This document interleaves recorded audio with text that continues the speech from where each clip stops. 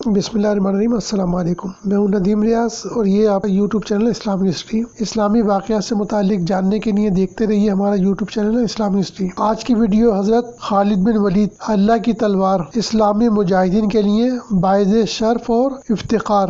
اللہ کی تلوار سیدنا حضرت خالد بن ولید رضی اللہ عنہ ہے۔ آپ جرأت و بے باکی اور عزم و حوصلے کے پیکر جمیل تھے۔ ہمت و جوان مردی اور فولادی ارادے کے مجسم تصویر تھے۔ آپ تیغ زنی اور نیزہ بازی میں بے مثال تھے۔ سپہ گری اور فنون حرب اور ضرب سے واقف تھے۔ سپہ سالاری اور قیادت میں کوئی آپ کا ثانی نہ تھا۔ دشمنوں کی ٹڈی دل فوج کو آپ اپنی دلیرانہ اور جرأت مندانہ تدبیر کے ذریعے تتر بتر کر دیتے تھے اور اپنی اقدامی کارروائی سے شیطانی طاقتوں کی کمر توڑ دیتے تھے۔ یوں تو تاریخ اسلام کے اس بہادر ہیرو نے اپنی لازوال کارناموں کے انمٹ نقوش چھوڑے ہیں اور اپنی دانش مندانہ قیادت کے ذریعے اسلامی فتوحات کی ایک نئی طرح ڈالی ہے۔ آپ کی مارکہ رائیوں اور ہمہ گیر مہموں کا احاطہ کرنا ایک مشکل کام ہے، اس لیے اس مرد مجاہد کے چند دلیرانہ اور سرفروشانہ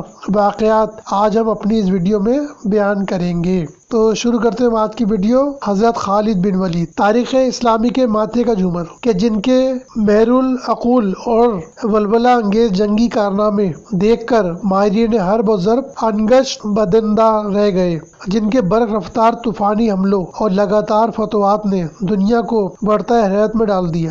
حضرت خالد بن ولید ملت اسلامیہ کا وہ عظیم جرنیل کہ جنہوں نے قیصر و کسریٰ کے تخت و تاج کو پامال کر ڈالا، روم ایران کے شاہی محلات اپنے گھوڑوں کی ٹاپ سے رون ڈالے، جن کے تلوار کی زد سے بڑے بڑے نامور سورما گھبرائے اور کوئی مقابلے پر نہ آیا، جن کا نام کفار کے دلوں کو دہشت زدہ کر دے۔ خالد بن ولید اللہ کی وہ تلوار کہ جو کفار، مشرکین، مرتدین، یہود و نصارہ اور مجوسیوں پر اللہ کا قہر بن کر نازل ہوئی، جن کے نام سے کفر کے ایوانوں میں لرزہ طاری ہو جائے، جو سبز آندھی بن کر چھائے اور جنگ کے میدانوں میں لاشوں کے ڈھیر اور سروں کے مچان بنا دے، جن کی ہاتھوں کی طاقت سے برہنہ شمشیریں بھی ٹوٹ کر بکھر جائیں، جنہوں نے ملت اسلامیہ کی سرحدوں کو آدھی دنیا تک پھیلا دیا۔ خالد بن ولید عزم و ہمت، عمل و بیداری، شجاعت و بہادری، طاقت و جواں مردی کا عظیم پیکر، جن کا وجود فتح کی علامت، نصرت کا نشان، مسلمانوں کی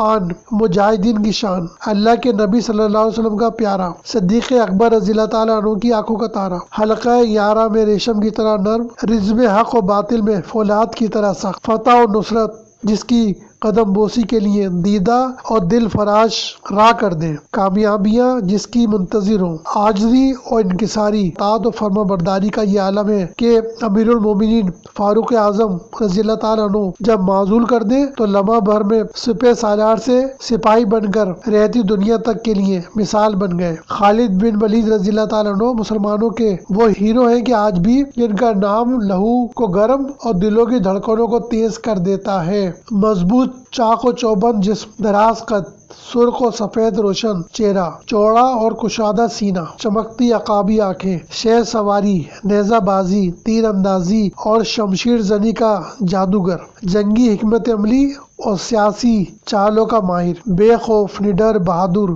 جری، پاک دامن، شریف النفس، عبادت گزار، قسمت کا دھنی، برق رفتار، آتش جواں، شعلہ بیاں جرنیل حضرت خالد بن ولید قبیلہ بنو مخزوم کے سردار اور قریش کے بااثر رئیس ولید بن مغیرہ کے گھر پیدا ہوئے۔ آپ کے والد ولید بن مغیرہ اور طائف کے عروہ بن مسعود ثقفی کا شمار ایسے معززین میں ہوتا تھا کہ جن کے بارے میں قریش کہا کرتے تھے کہ اگر اللہ کو قرآن نازل کرنا ہی تھا تو ان پر کیوں نہ کیا۔ اسی بات کو اللہ تعالیٰ نے قرآن کریم کی سورہ زخرف میں بیان فرمایا ہے۔ آپ کی والدہ کا نام لبابہ صغریٰ ہے جو رسول اللہ صلی اللہ علیہ وسلم کی زوجہ ام المومنین حضرت میمونہ رضی اللہ تعالیٰ عنہ کی ہمشیرہ تھی۔ بارگاہ رسالت سے آپ کو سیف اللہ کا خطاب عطا ہوا۔ آپ کے قبول اسلام کا واقعہ حارث بن حشام روایت کرتے ہیں کہ میں نے حضرت خالد بن ولید کو کہتے سنا کہ اسلام قبول کرنے سے پہلے میں تقریباً ہر مارکے میں آقا صلی اللہ علیہ وسلم کے سامنے نئے عزم اور حوصلے کے ساتھ آتا، لیکن ہر مرتبہ کچھ اس طرح میرے دل پر آپ صلی اللہ علیہ وسلم کا روب اور دبدبہ طاری ہوتا کہ میرے حوصلے پست ہو جاتے اور مجھے یوں محسوس ہوتا کہ جیسے کوئی غیبی طاقت ان کی حفاظت فرما رہی ہے۔ بس مجھے یقین ہو گیا کہ یہ لوگ پوری دنیا پر غالب آ جائیں گے۔ حضرت خالد بن ولید رضی اللہ تعالیٰ عنہ قبول اسلام کا واقعہ بیان کرتے ہوئے کہتے ہیں کہ غزوہ خندق کے بعد ایک دن مجھے اپنے بھائی کا خط ملا جس میں انہوں نے لکھا کہ اے میرے پیارے بھائی جان، رسول اللہ صلی اللہ علیہ وسلم نے مجھ سے دریافت کیا کہ خالد کہاں ہے؟ میں نے عرض کیا یا رسول اللہ صلی اللہ علیہ وسلم انشاءاللہ وہ بہت جلد آپ کے قدموں میں ہوگا۔ اس خط کے بعد ایک دن میں نے خواب دیکھا کہ میں تنگ و تاریک بھیانک جگہ سے ایک سرسبز و شاداب اور کھلے میدان کی طرف جا رہا ہوں۔ میری آنکھ کھلی تو میری دنیا بدل چکی تھی۔ میں نے عثمان بن طلحہ رضی اللہ تعالیٰ عنہ سے مدینہ جانے کا کہا تو وہ خوشی میرے ساتھ جانے پر رضامند ہو گئے اور ہم اللہ کی راہ میں نکل کھڑے ہوئے۔ ابھی ہم کچھ ہی دور گئے تھے کہ ہمیں عمرو بن عاص رضی اللہ تعالیٰ عنہ بھی مل گئے۔ وہ بھی اس مقصد کے لیے مدینہ جا رہے تھے۔ چنانچہ ہم نے اپنے آپ کو بارگاہ رسالت میں پیش کر دیا۔ سرکار دو عالم صلی اللہ علیہ وسلم کے فرتے محبت سے صحابہ کرام رضوان اللہ تعالیٰ علیہم اجمعین سے فرمایا مکہ نے اپنے جگر گوشے تمہاری جانب پھینک دیے ہیں۔ میرے اسلام قبول کرنے پر آقا صلی اللہ علیہ وسلم نے فرمایا خالد تمہاری عقل اور دانش اور فہم و فراست کی بنا پر مجھے قوی امید تھی کہ تم ایک نہ ایک دن ضرور مسلمان ہو جاؤ گے۔ کاتب وحی دنیا حضرت خالد بن ولید کو ایک نامور جرنیل اور فاتح کے طور پر جانتی ہے اور کم ہی لوگوں کو علم ہے کہ حضرت صلی اللہ علیہ وسلم نے انہیں کاتب وحی کے منصب پر بھی فائز فرمایا تھا۔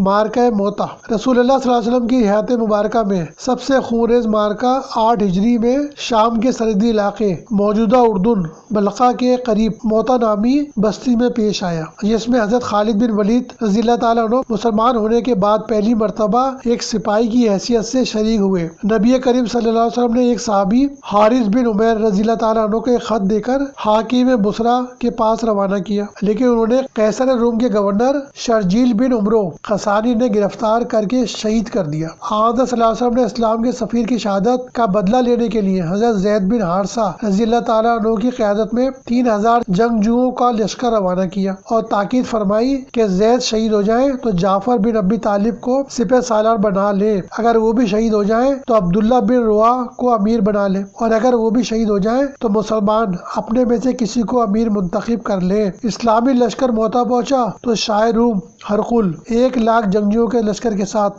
مسلمانوں کا منتظر تھا۔ گھمسان کی جنگ ہوئی اور مسلمانوں کے تینوں سپہ سالار شہید ہو گئے۔ مجاہدین کے لیے یہ مایوس کن صورتحال تھی۔ میدان جنگ پر رومیوں کا قبضہ تھا۔ ایسے میں مسلمانوں نے فوج کے ایک سپاہی خالد بن ولید رضی اللہ تعالیٰ عنہ کو اپنا سپہ سالار منتخب کیا اور جھنڈا ان کے ہاتھ میں تھما دیا۔ حضرت خالد بن ولید رضی اللہ تعالیٰ عنہ نے میدان جنگ میں ایک پرجوش اور ولولہ انگیز تقریر کی اور اچانک رومیوں پر بھرپور حملہ کر دیا۔ رومی اس اچانک اور بھرپور حملے کے لیے ذہنی طور پر تیار نہ تھے، چنانچہ وہ بدحواس ہو گئے اور شکست ان کا مقدر بن گئی۔ صحیح بخاری میں ہے کہ حضرت خالد رضی اللہ تعالیٰ عنہ نے فرمایا کہ جنگ موتا کے روز میرے ہاتھ میں 9 تلواریں ٹوٹ گئیں، پھر میرے ہاتھ میں صرف ایک یمنی بانا چھری تلوار باقی بچی۔ ادھر مدینے میں جنگ موتا ہی کے روز رسول اللہ صلی اللہ علیہ وسلم نے وحی کی بنا پر فرمایا کہ جھنڈا زید نے لیا اور وہ شہید کر دیے گئے، پھر جعفر نے لیا اور وہ بھی شہید کر دیے گئے، پھر ابن رواح نے لیا اور وہ بھی شہید کر دیے گئے۔ اسی دوران آپ کی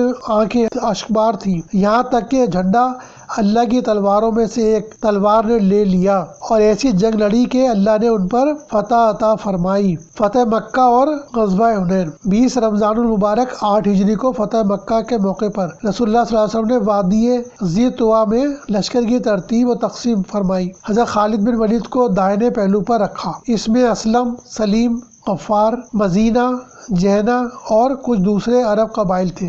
آپ نے خالد بن ولید کو حکم دیا کہ وہ مکے میں زیری حصے سے داخل ہو اور اگر قریش میں سے کوئی آڑے آئے تو اسے کاٹ کر رکھ دے اور کوئی صفا پر ہم سے ملے۔ حضرت خالد اور ان کے رفقا کی راہ میں جو مشرک آیا اسے جہنم رسید کرتے کوئی صفا پر رسول اللہ صلی اللہ علیہ وسلم سے جا ملے۔ اس موقع پر حضرت خالد بن ولید رضی اللہ تعالیٰ عنہ سے جھڑپ میں 12 مشرک مارے گئے، جبکہ 2 صحابی شہید ہوئے، وہ بھی راستہ بھول کر لشکر سے جدا ہونے کی وجہ سے۔ فتح مکہ کے بعد حضرت صلی اللہ علیہ وسلم نے حضرت خالد کو 30 مجاہدین کے لشکر کا امیر بنا کر عزا نامی بت گرانے کے لیے روانہ کیا۔ 8 ہجری کے ماہ شوال میں نبی کریم صلی اللہ علیہ وسلم نے قبیلہ حوازن کی سرکوبی کے لیے مکہ مکرمہ سے وادی حنین کی جانب کوچ فرمایا۔ آپ کے ساتھ 12,000 جنگجو تھے، 10,000 وہ جو فتح مکہ کے وقت ہمراہ تھے اور 2,000 مکہ کے نو مسلم۔ حضرت خالد بن ولید بھی ایک لشکر کے سالار کی حیثیت سے ساتھ تھے۔ اللہ نے مسلمانوں کو فتح نصیب فرمائی اور بہت سا مال غنیمت ہاتھ آیا۔ غزوہ حنین کے بہت سے شکست خوردہ مشرک طائف میں قلعہ بند ہو گئے تھے، چنانچہ آپ نے حضرت خالد بن ولید کو 1,000